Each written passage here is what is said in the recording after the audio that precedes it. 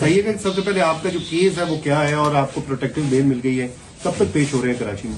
کراچی میں with in 10 days ہونا ہمیں انشاءاللہ 10 دن کے اندر ہوں گے پیش. 295 کا ایک ہے کراچی میں ایگری تھانے میں، کافی پرانا ہے، ود ان 10 days ہو جائیں گے انشاءاللہ.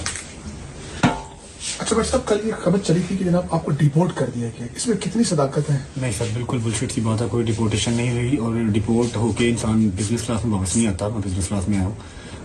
میرا ویزا ضرور کینسل ہوا کیونکہ ان کو یہاں سے کچھ ہوم آفس کو یو کے بہت اسٹرکٹ ہے ان چیزوں کو لے کے. ہوم آفس میں ریکویسٹ کی ہے کہ اس پہ 295 کا کیس ہے، پھر اور بھی بلاسفیمی کے کیسز ہیں، جس کی وجہ سے انہوں نے میرا ویزا کینسل کر دیا. میرا سال کا ویزا تھا، بٹ میرے جو وہاں کے سالیسیٹر ہیں، جو میرے لائر وہاں کے ہیں UK کے، انہوں نے ایڈمنسٹریٹر جو ہے نا وہ ریویو کو چیلنج کر دیا ہوا ہے.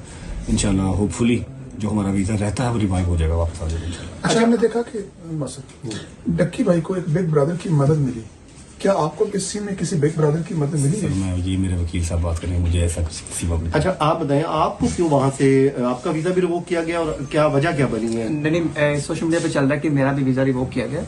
میرا ویزا نہیں ریووک کیا گیا، میرے پاس برٹش سٹیزن شپ ہے اور میرے پاس میرے اوپر بھی 2 FIR ہیں. ایک جو ڈکی والی آئی 196/25 اس کے اندر انہوں نے مجھے PCL میں ڈالا ہوا ہے اس FIR کے اوپر. اچھا. اور جو دوسری FIR میرے اوپر ہے وہ 252/25 ہے، وہ بھی گیملنگ کی میرے اوپر FIR دی ہوئی ہے.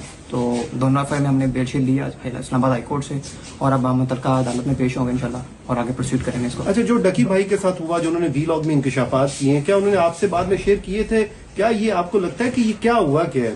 میں جب ڈکی سے ملنے گیا تھا تو ہماری زیادہ باتیں نہیں ہوئی، بس جو باتیں ہوئیں وہ میں نے سوشل میڈیا پہ بتا دی تھیں کہ جو کچھ چلا ہے، اور بس باقی کچھ چیزیں ہیں وہ انشاءاللہ وقت جب آئے گا تو بتائیں گے. تو اس دن اس ٹائم آپ کو بھی نوٹس آئے تھے، سمن وغیرہ؟ نہیں، مجھے نوٹس نہیں آیا. میں جب اس کو ملنے گیا تھا تو مجھے انہوں نے ڈیٹین کر لیا وہیں پہ اور میرے دونوں فون بھی لے لیے اور مجھ سے زبردستی انہوں نے سائن بھی کروائے، مجھے گالیاں شالیاں بھی دی انہوں نے. لیکن کوئی نہیں، باقی اپنا بعد میں میرے وکیل ساتھ تھے، ہمیں چھوڑ دیا گیا اور اس کے بعد ہم وہاں سے چلے گئے. اچھا بٹ صاحب یہ بتائیے گا، جیسے آپ کہہ رہے ہیں کہ ہمارا ویزا ریوائز ہو جائے گا، تو آپ کو امید ہے کہ آپ واپس پھر جا سکتے ہیں یا پھر وہی ہے ECL وغیرہ میں کریں؟